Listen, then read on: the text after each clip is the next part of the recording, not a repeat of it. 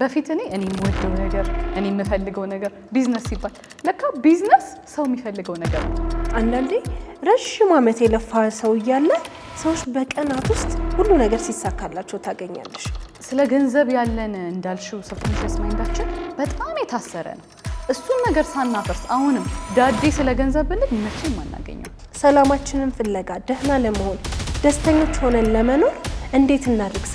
በፊት ግዴኝ ካሜራ ፊት አልቀርብም ነበር። ግዴኝ ከሆነ ነገር ከሰማነው ሳናቀው ከልጅነት የሰበሰብነው ማንነት ነው የምናወራው። ትክክለኛ እኛ የምንፈልገው ማንነታችን ቀኙ ነው፣ የሰበሰብነው ደግሞ ግራው ነው። ቀኙ እንዲመጣ እንፈልጋለን፣ ግራችን እያወራን እንቸገራለን። ሰው ተቀማ ይዋጡልኝ ነገሮች አሉ። በቃ እኔ እንደዛ ሆኜ ራሴን ማየት የሚሆንልኝ አይመስለኝም። እና ግን አሁን ለምሳሌ ሶሻል ሚዲያ ኢንፍሉዌንሰሮችን ያቸው ያኔ ቲክቶክ በሚፈራ ሰዓት ምንድነው የሚሰሩት በተባለ ሰዓት ኃላፊነትን ወስደው ገብተው እየሰሩ ነው።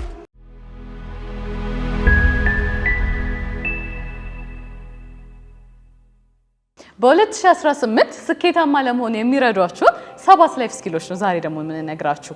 እነዚህ ላይፍ ስኪሎች ተማሪም ሆናችሁ፣ ሰራተኛም ሆናችሁ፣ ቢዝነስ ኦነርም ሆናችሁ ትልቅ ዳይሬክሽንን ለህይወታችሁ የሚሰጣችሁ ናቸው። እርግጠኛ ነኝ ታተርፉበታላችሁ። አብራችሁን ቆዩ። የመጀመሪያው ሀሳብ ኃላፊነትን መውሰድ ነው። ብዙ ጊዜ አንድ ነገር ህይወታችን ላይ ሀፕን ሲያደርግ እኔ ሳይሆን የምንለው እንትኑ እንዲሆኑ እንትን እንዲያርጉኝ ነው። ራሳችንን መለስ ብለን ስናይ የሁሉ ነገር ኃላፊነት ከራሳችን ነው። ሰክሰስፉል የሆኑትን ሰዎች ብዙ ጊዜ ካልሆኑት የሚለያቸው ዋናው ነገር ኃላፊነት ለራሳቸው ይወስዳሉ።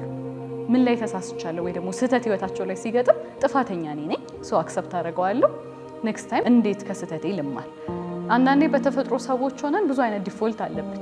ኢጓችን ግን እነዛን ኃላፊነቶች እንድንወስድና እንድናይ አያደርገንም። እና ዋነኛ የሚጀምረው ኃላፊነት መውሰድ ምን ላይ ነው ጋቤ፣ ስህተቶች ምንድን ናቸው፣ ችኩል ነኝ ወይ፣ አላዳምጥም ወይስ በቃ ምክንያቱም ዋጋ የሚያስከፍለንን ነገር ህይወት ላይ እናውቃቸዋለን።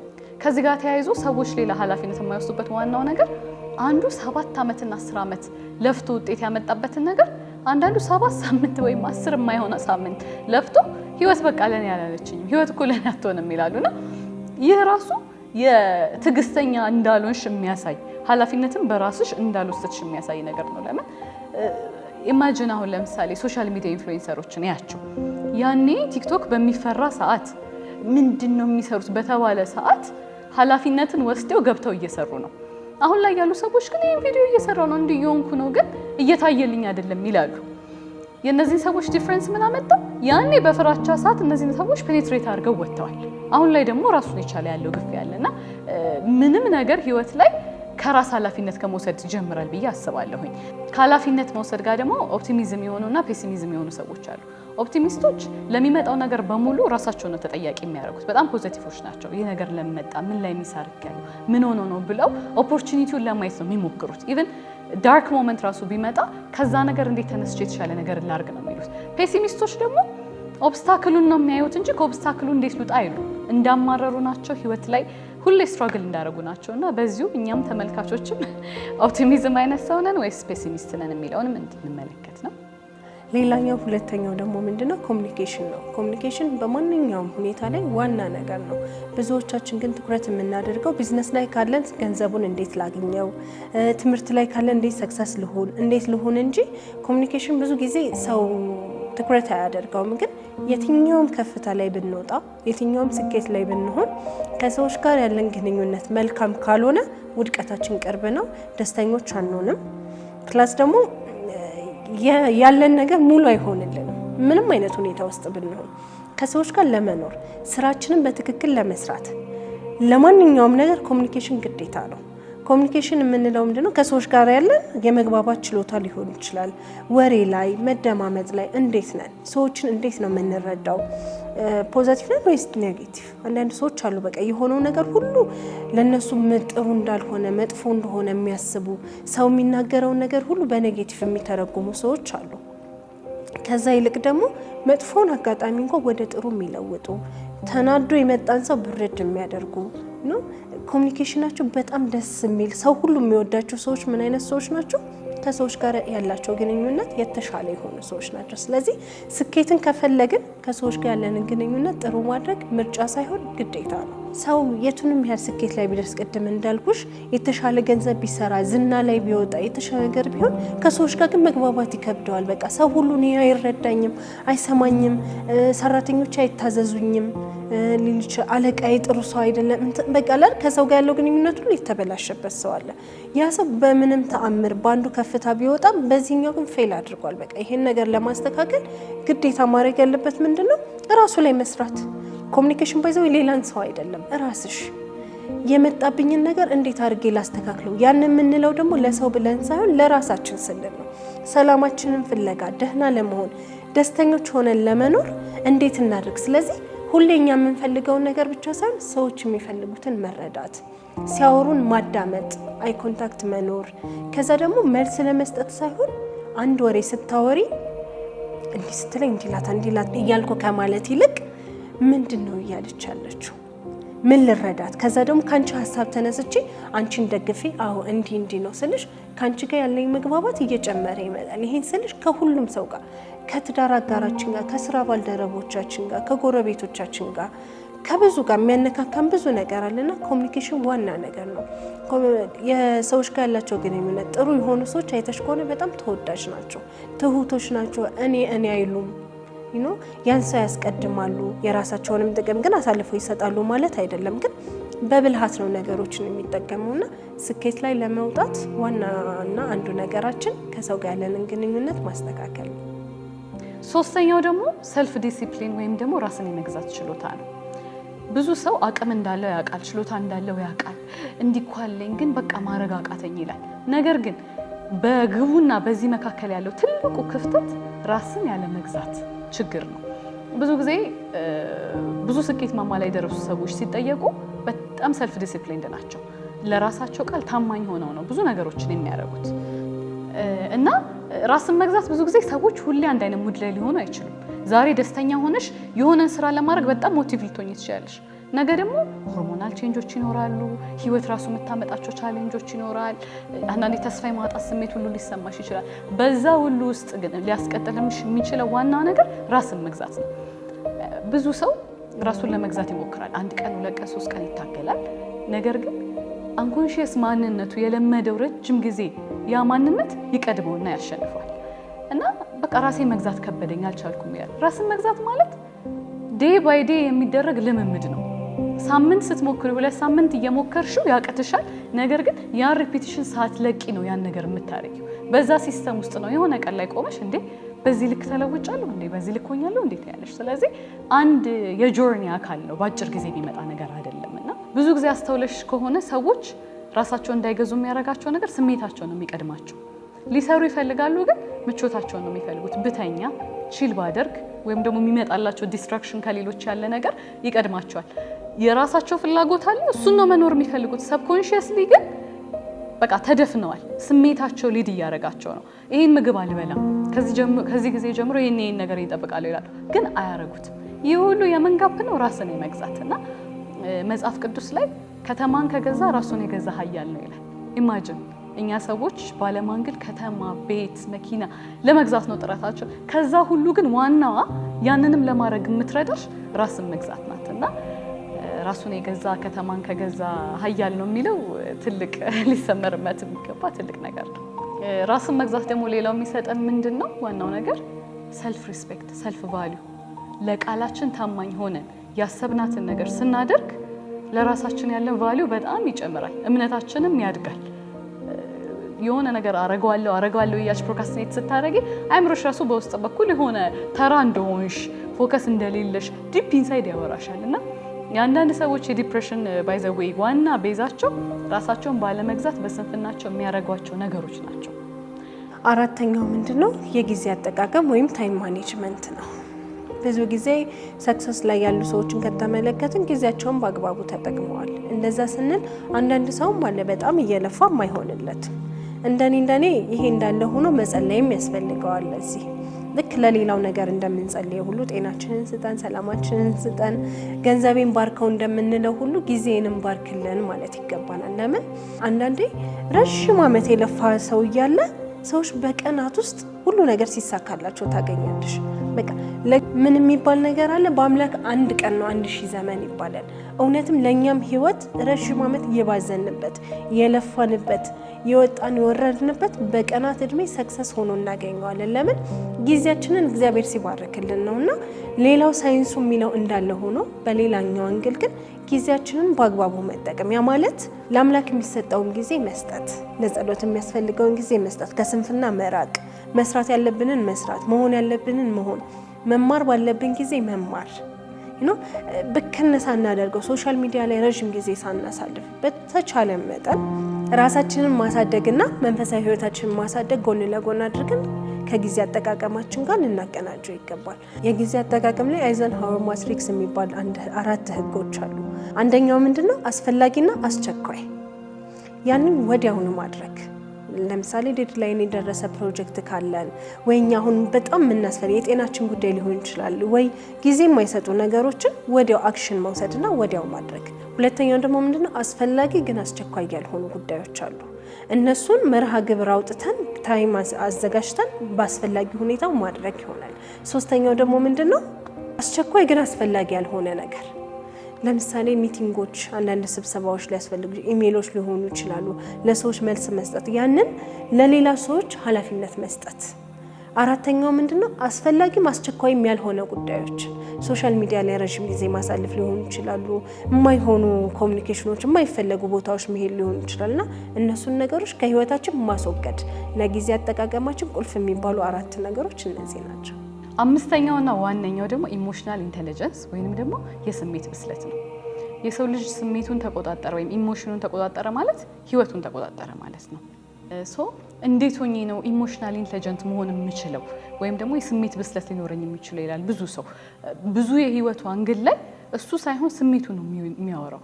በቃ ይሄ ነገሮችን ማድረግ ስለፈለገ ብቻ በቃ ለደስታው፣ ለኢሞሽኑ፣ ለስሜቱ ብቻ ቅድሚያ ይሰጣል። ነገር ግን ፕራዮሪቲ የሚሰጡ የተለያዩ ነገሮች አሉ። ኢሞሽናል ኢንተለጀንት ለመሆን የሚረዱ 4 ነገሮች አሉ። የመጀመሪያው ፖዝ ኤንድ ሪያክት የሚለው ነው። ፖዝ ኤንድ ሪያክት ማለት አንድ ነገር ሁሌ ሲመጣልሽ ከሀሳብ ጀምሮ ቆም ማለት እና ሪያክት ማድረግ። ብዙ ጊዜ አይተሽ ከሆነ ፓተርናችን ላይ የተገነባው በስሜትም የገባብን ነገር ከሆነ ነገር ከሰማ ነው ሳናቀው ከልጅነት የሰበሰብነው ማንነት ነው የሚያወራው። ትክክለኛ እኛ የምንፈልገው ማንነታችን ቀኙ ነው፣ የሰበሰብነው ደግሞ ግራው ነው። ቀኙ እንዲመጣ እንፈልጋለን፣ ግራችን እያወራን እንቸገራለን። ቆም ብለሽ ማስተዋል ስትጀምሪ የቱ ትክክለኛ ማንነትሽ ማውራት እንዳለበት ታውቂያለሽ። ስለዚህ ሁለተኛው ደግሞ ስሜትሽን ለማየት መሞከር። አንዳንድ አይተሽ ከሆነ በትንሽ ነገር ያነጫንጭሻል፣ ይደብርሻል። ያኔ ምን ሆኜ ነው ማለት ያ ስሜት ሳይሆን የሆነ ነገር ከኋላሽ አለ። ምናልባት የሆነች የቆየች የድሮ ሀሳብ መታልታናድሽ ትችላለች።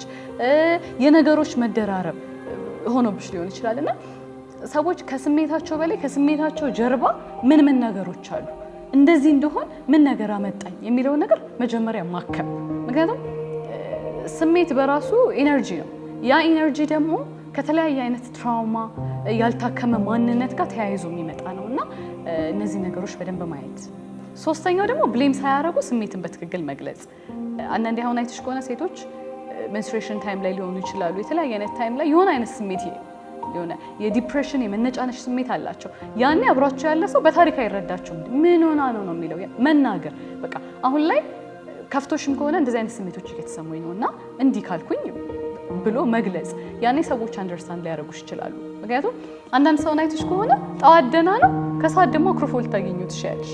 ምናልባት እነዚህ ሰዎች በራሳቸው የሆነ አይነት የስሜት መዋዠቅ ውስጥ ሊሆኑ ይችላሉ። ማንም ግን ላይረዳቸው ይችላል። እነዚህ ሰዎች አትሊስት አቅራቢያቸው ያለ ሰው ጋር ሄደው ያላቸውን ስሜት ቢያካፍሉ የሆነ አይነት ሪሊፍ ቴራፒም ሊያገኙ ይችላሉ። እንደ ካልቸር እንደ ኢትዮጵያ አሁን ትልቁ ያለን ነገር መደማመጣችን። ውጭ ሀገር ካይተሽ ከሆነ ጆሮ በራሱ ይሸጣል፣ የሚሰማሽ ሰው ስለሌለ የሚረዳሽ ሰው ስለሌለ እና እንደ ካልቸር ያለንን ይሄን ባህል ተጠቅመን ሀሳቦቻችንን ሼር መደራረግ። አራተኛው ደግሞ የሚያበሳጭ የሚያናድድ ነገር ሲመጣ ለምን መጣ ያ ነገር ከማለት ይልቅ ትዕግስቴን ሊያጎለብተው ነው፣ ሊሰራኝ ነው፣ ሊያጠነክረኝ ነው ብለሽ እንደ መልካም ነገሮችን ማየት። አንዳንዴ ሰው አይተሽ ከሆነ ፈጣሪ ትዕግስትን ስጠኝ ይህን መንገድ ምራኝ ይላል። ፈጣሪ ትዕግስትን የሚሰጥሽ መራራና ኃይለኛ ነገሮች ህይወትሽ እያከታተለ ነው። ለምን? በእውቀት እኮ እዚህ ምድር ላይ አትመሪ። ኤክስፒሪየንሱ ሁኔታው ነው የሚረዳሽና እነዛ ሁሉ ቻሌንጆች ሲመጡብሽ ትግስተኛ ለመሆን እየተሰራሽ ነው። ነገም ለሚመጣ የተሻለ ነገር ፐርሲስታንስሽ በዛ ልክ እየጨመረ ነውና መጥፎ አጋጣሚዎችም ሲመጡ ትግስታችንን ሊሰሩ ነውና የስሜት ብስለታችንንም በዛ ልክ ያሳድጉልናል። ስድስተኛው ፋይናንሻል ሊትሬሲ ነው፣ የገንዘብ እውቀት። ይሄኛው ሳይንሱ እንደሚለው እንዳለ ሆኖ ግን እኔ በገባኝ መንገድ ልንገርሽ፣ ገንዘብን የሚባርክ ፈጣሪ ነው። የቱንም ያህል ቢኖርሽ ምንም ብትትረፈረፊ የሚገባውን ለሚገባው ስታዊ ነው። በእኛ እምነት አስራት የሚባል ነገር አለ። ካገኘሽላት የትም ይሁን በቃ ምንም ያህል ትሆን ካለው ላይ 10% የኛ አይደለም። ያንን ስናደርግ ፈጣሪ ራሱ ይባርክልናል። ከዛ ደግሞ ስማርት መሆን በቃ ይሄ ገንዘብ አነሰኝ እንትና ላይ ምናምን ሳይሆን ለቀቅ ማድረግ የሰጠን እግዚአብሔር ነው። የሚያስረፈርፈውም የሚባርክልንም እሱ ነው። ለአምላክ የሚሰጠውን ለአምላክ መስጠት፣ ኢንቨስት ማድረግ ያለብንን ነገር በትክክል ኢንቨስት ማድረግ፣ ከኛ የሚጠበቀውን ነገር ከኛ ማድረግ። ሌላው ደግሞ የገንዘብ እውቀት እንዴት ይሰራል፣ እስኪ ገንዘብ እንዴት ይሰራል የሚለውንም ግን ማወቅ አለብን። ለምን ድሮ አይተሽ ከሆነ ይሄ ነገር ግዙልን ሲባል ገንዘብ ከየት ይመጣል? የለኝም እኮ ከዛፍ ላይ አልሸመጥጠው እንትን አልለው። ያ ሜንታሊቲ ሳናቀው ሰብኮንሽስሊ ገብቶብናል። ከዛ ይልቅ ግን እኛ ያለችንን ነገር በምስጋና ብናደርጋት እንዴት ይሰራል? ይህ ሰው ስለሮጠ ከሌ ስለሰራው ልስራው ሳይሆን ረጋ ብለን አምላካችንን አማክረን ፍሎ በሚያደርግ መልኩ ስማርት በሆነ ወይ ብንሰራ የተሻለ ቦታ እንደርሳለን ብዬ አስባለሁ። ከገንዘብ እውቀት ጋር ተያይዞ እስኪ አንቺን ምልከታዎች እስኪ ያካፍሊ። ገንዘብ እኔ ዋናው ገንዘብ ብዬ የማስበው የመልቀቅ ኢነርጂ ነው። የመልቀቅ ማለት ስለ ገንዘብ ያለን እንዳልሽው ሰብኮንሺየስ ማይንዳችን በጣም የታሰረ ነው። እሱን ነገር ሳናፈርስ አሁንም ዳዴ ስለ ገንዘብ ብንል መቼም አናገኘው። ለምን እምነት ነው ያው ዋናው ያው የሰናፍጭ ታክል እምነት አይደለ? ገንዘብ እንደምታገኝ እንደምትሰሪ የተሻልሽ እንደሆንሽ ራስሽን ማሳመን። ይሄ ችግራችን ዋናው ምን መሰለሽ? ውድድር ዓለም ውስጥ ነን። ትንንሽ ከሰራው ሰው ጋር ከተደጋገመው ነገር ጋር ነው እየተጋፋን ያለ ነው። ትልልቅ የሰሩት ነገሮች ትልልቅ የፈጠሩት ሰዎች ለኛ በጣም ሩቅ ናቸው። አይምሮአችን እኮ ባይዘው አንድ ነው። ምኑ ጋር ነው የምንለያየው? የእምነትና ያጠቃቀም ችግር ላይ ነው። እና ገንዘብ ፍሎ የሚያደርገው ብዙ ጊዜ አምነሽ ያንን ትልቅ ነገር እንደምታደርጊ ስታቂ ነው። አይምሮሽ ዝግጁ ይሆናል። ሰውነትሽ ለመፍጠር ለማሰብ ራሱ ፍሌክሲብል ይሆናል። ኦፖርቹኒቲ ሲመጣ ራሱ ሲካርጎ ግራስፕ ያደርገዋል። እና ብዙ ሰው ገንዘብ ሳይኖረው ካፒታል ሳይኖረው አሁን ብዙ ሰው ለምን አትሰራም? ካፒታል የለኝም። ለምንስ እዚህ ሀገር ምን ይሰራል እንዴ? በጣም ብዙ እያየናቸው ያሉ ሰዎች አሉ። በቃ ምንም ሳይኖራቸው በእምነታቸው በመትረፍረፍ ሜንታሊቲያቸው ትልቅ ደረጃ ላይ የደረሱና ስለ ገንዘብ ያለኝ ትልቁ ሀሳብ ይሄ ነው። እና ስለዚህ ስለ ገንዘብ ስናወራ ደግሞ ሰብኮንሺየስ ማይንዳችን የለመደው ትንንሽ የሰራውን ሰውን አይተሽ ከሆነ ማይንድሽ አንዳንዴ ለመስራት ሲያስብ ራሱ የሚጀምረው በቃ የሆነ እዚህ ገባ ማቲውን ነገር ሲጎለጉል ታይዋለሽ። ዋይናት ሮል ሞዴል ማድረግ ያሉብሽ ሰዎች ከአንቺ ቪዥን ጋር ከፍ ያሉት ጋር አይምሮሽን ማስለመድ፣ የምታያቸው የምትሰሚያቸው ነገሮች ከነዛ ሰዎች ጋር ብቻ ማድረግ። ምክንያቱም አታውቂውም ሰዎች እንዴት ተደርጎ ገና ሲሉሽ ያ የተሰበሰበ ማንነት ነው ባንቺ ውስጥ የሚያወራው ባንቺ ውስጥ የሚያስበው ሰው። ገንዘብ አስተሳሰብ ነው። አስተሳሰባችን ላይ ማይንድሴታችን ላይ በመጀመሪያ ቅድሚያ ከእግዚአብሔር በታች በደንብ መስራትና መልቀቅ ያስባሉ። ከዚሁ ጋር ተያይዞ ኢንቱዬ በጣም ማደግና የተሻለ ህይወት ከፈለግን ጊዜያዊ ስሜቶቻችንን ወደ ጎን ማለት አለብን። የምናገኘውን ገቢ ለምግብም ለልብስም ለሚያስፈልገን ነገር ሁሉ ዝም ብለን ስላማረን ከማድረግ ይልቅ ቁጠብ አድርገን ራሳችንን ገዛ አድርገን ኒዳችንን ቅንስ አድርገን ከምናገኛት ገቢ ላይ ምንም ትነስ ያችን ነገር አጠራቅመን ኢንቨስት ማድረግ ብንለምድ ማደግ እንችላለን። ኢንቨስትመንት እንደየሁኔታውና እንደየስራው ይለያያል። ሶሻል ሚዲያ መስራት የፈለገ ሰው ኢንቨስት ማድረግ ያለበት ለምሳሌ ስልክ ሊሆን ይችላል። ስለዚህ ቅንጦት ሳይሆን ይሄ በፕላንና በእቅድ ከሆነ ምንም ችግር የለውም። ካለው ላይ ቁብ ገብቶ ምን ብሎ ያችን አድርጎ በአጭር ጊዜ ውስጥ የተሻለ ነገር ማድረግ ይችላልና ምንድን ነው የምፈልገው ያሰብኩት ነገር ምን ይፈልጋል ብለን ካለችን ከምንችላት ላይ ስናደርግና ስንጸልይ ደግሞ አምላክ ይጨምርበትና ሁሉ ነገር ይሳካልናል። ስለ ገንዘብ ሜንታሊቲ እኔ በጣም የሚገርመኝ ነገር ሰብኮንሺየስ ማንነታችን ምን ያህል ለምዷል የሚለውን ማሳያ አውቀዋለሁ። ራሴ ምን አይነት ማይንድ ሴት ላይ ሲሆን ምን እንደሚዘጋ አውቀዋለሁ። ግን ረጅም ዓመት ያ የለመደ ማንነቴ ስላለ አንዳንዴ መልቀቅ ያቅተኛልና በቃ ኮንሺየስ ለመሆን ለእያንዳንዱ ሰከንዶች ሀሳቦቼ ይሞክራለሁ። ይሄድና መሀል ላይ ሲቀለበስ አውቀዋለሁና ሁሌ ልንሰራበት የሚገባው ነገር ነው። ይህ አስተሳሰብ ለአንድ ቀን ለሁለት ቀን ሳይሆን እድሜ ልክ ዘመናችንን እና ሮል ሞዴሎቻችንንም በዛው ልክ ደግሞ መለየት። ከዚህ ጋር ተያይዞ ይህ የገንዘብ ሜንታሊቲ ያስተሳሰብና የእምነት እንደሆነ የሚገልጽልን ኒክ ነው። ኒክ ዋናተኛው እጅ የለውም እግር የለውም፣ ግን በጣም በስኬታማ ሰዎች ኢንዱስትሪ ውስጥ ፔኔትሬት አድርጎ በቢዝነሱ በፐርሰናል ዴቨሎፕመንት 4 ልጆች ይብና ያለው እና ብዙ ጊዜ ሰው ሲያይ እንደዚህ አይነት ሰው ያው ማለት አካል ኖሮት እንኳን ሰው አካለ ስንኩል ማለት አስተሳሰቡ ላይ አካለ ስንኩል የሆነ ሰው እንደሆነ ኒክ በጣም ትልቅ ማሳያ ነው። ለምን እምነቱ ከፍ ያለ ስለነበረ እዚህ ደረጃ ለመድረስ ቻለ። 7ኛው ደግሞ ያለ ማቋረጥ መማር ወይም ደግሞ ፍሌክሲብል መሆን ነው። አይተሽን ከሆነ ብዙ ጊዜ ያወቅናት የረጅም ጊዜ እውቀት ካለች አዲስ ነገር ለመጨመር አንፈልግም። እንደውም የሚባል ተረት አለ፣ የማውቀው ሰይጣን ይሻለኛል ይላሉ ሰዎች። መጥፎ ልማድ ውስጥ እንዳሉ ያውቃሉ፣ ነገር ግን የሚፈልጉትን መልካም ነገር መጋፈጥ አይፈልጉም። ይህ ምንድነው የሚያሳየን? መጥፎም ይሁን ጥሩ አይምሯችን የለመደውን ነገር ይወዳል። ያን የለመደውን ነገር ለማስተው በጣም ኤቭሪ ታይም ራስ ላይ መስራት ይጠይቃልና ብዙ ሳይቶች ከሆነ የለመደውን ነገር አይለቅም። አንድ ቦታ ይወዳል፣ እዛች ቦታ ላይ ነው የሚቀመጠው። አንድ ኖሌጅ አለው፣ እዛ ላይ ተቀብሮ ቀርቷል። አሁን ላይ ደግሞ ያለማቋረጥ ሰዎች እያደጉ ያሉበት ሲናሪዮ ቴክኖሎጂ በጣም እየተቀያየረ ነው። አዳፕቲቭ መሆን አለብን። ጊዜው ምን ይፈልጋል? ጊዜው ላይ ምን እየተባለ ነው? ምንድነው ትሬንድ? በዛ ልክ ራስሽን አፕዴት ማድረግ አፕግሬድ ማድረግ እና ራሳችንን እንኳን ብንፈትሽ ለምሳሌ እኛ የለመድነው ጆርኒ ያለ አሁን ከዚህ ጆርኒ ወጣችሁ ይሄ መንገድ አያስኬዳችሁ፣ ግባችሁ አንድ ነው፣ ነገር ግን በዚህ መንገድ ለውጡት ብንባል ምን ያህል ፍሌክሲብል ነን? ብዙ ጊዜ ጎልሽ አንድ ነው፣ ሂደትሽን ግን ፍሌክሲብል ሆነሽ መቀያየር አለብሽ። በቃ እዚህ ቦታ ነኝ ካልሽ 2017 የነበረ ነገር 2018 ላይ አይሰራም እና አንዳንዴ ሰዎች ወይኔ እንትና እኮ እድለኛ ነው ይላሉ። እድለኛ ስለሆነ ሳይሆን አዳፕቲቭ ቱ ቼንጅ ነው ያ ሰው። ከጊዜው ጋር አብሮ ተለዋዋጭ ነው። ምን እየተቀየረ ነው፣ እንዴት ከዛ ጋር ራሴን ኮፓፕ አድርጌ ላስኪድ ብሎ የሚሄድ ሰው ነውና ይህ ዋና ነገር ብዙ ሰክሰስፉል የሆኑ ሰዎች ተቀይረው ትልቅ ደረጃ የደረሱበት ዋና ኮንሰፕት ነው። እና ከዚህ ጋር ተያይዞ በፊት እኔ የምወደው ነገር እኔ የምፈልገው ነገር ቢዝነስ ሲባል ለካ ቢዝነስ ሰው የሚፈልገው ነገር ነው፣ ሰው የሚወደው ነገር ነው። እና ለዚህ ራስሽን መስጠት ሊኖርብሽ ይችላል። አንዳንዴ የምትፈልጊው አንድ ጎል አለ፣ ያን ጎል ግን የምታሳኪው ከአንቺ ፔስ ወጥተሽ ሰው በሚፈልገው ልክ ስታደርጊ ነው። ለምሳሌ አንድ አዳፕቲቭ ሆኜ ራሴን ያገኘሁት ነገር በፊት ግዴኝ ካሜራ ፊት አልቀርብም ነበር፣ ግዴኝ እና ሳየው ጎልሽ እንዳለ ሆኖ ወይሽን ግን መቀያየር ሊኖርብሽ ይችላል። ሁሌ በነበርሽበት ከተቀመጥሽ ለውጥ ሊመጣ አይችልም። እና አንድ የቀየርኩት ፓርቲ ነው። እንዴት ነው አንቺስ? በምን መልክ አዳፕቲቭ ሆነሽ ራስሽን አግኝተሻል? እኔ ምንድነው ከኔ ጋር ሄድን ብዬ ያሰብኩትን ነገር ነው የምተወው እንጂ ፍሌክሲብል ነኝ፣ ብዙ እንትን አይደለሁም። ግን በቃ የማይዋጡልኝ ነገሮች አሉ። በቃ እኔ እንደዛ ሆኜ ራሴን ማየት የሚሆንልኝ አይመስለኝም። እና የቱንም ያህል ፍሌክሲብል ልሁን ብል አሁን እኔ ቀልደኛ ልሁን የሆነ ነገር ልሁን ብል የሚሆንልኝ አይመስለኝም። አይደል ነው ሆኛ ላይ ይሁትም እኮ ግን ሳስባት ማትመጣልኝ ሴት አለች ራሴን ማለት ነውና ግን መሆን ያለብኝ ደግሞ አለ። ግን አይምሮዬ አስረቁጭ ያደረገኝ ነገር ግን አለ። በቃ የቱንም ያህል በሞክር በቃ አትመጣልኝ የሚያች ሴት በቃና ይሄ ግን መጥፎ ነገር ነው። እናንተስ ተመልካቾቻችን እንዳታድጉ ከነዚህ 7 ሀሳቦች መካከል የቱ ገደብ ሆናችሁ አገኛችሁት? ሀሳባችሁን ኮሜንት ሴክሽን ላይ ይጻፉልን። ቻናላችንን ሰብስክራይብ፣ ላይክ፣ ሼር እያደረጋችሁ ቆዩን። መልካም ሳምንት።